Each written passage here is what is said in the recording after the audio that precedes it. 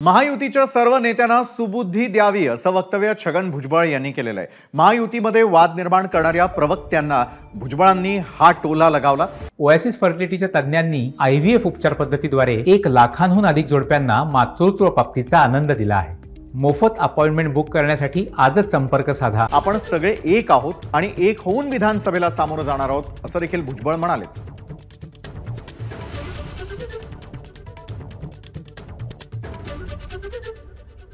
गणेशाच्या चरणी आणखी एक प्रार्थना करतो की आमच्या सगळ्या लोकांना महायुतीच्या परमेश्वरा श्री गणेशा बुद्धी द्या आणि कुठल्याही प्रकारे जे आहे आपापसात वाद निर्माण होईल अशा प्रकारचं वक्तव्य कृपया करू नका।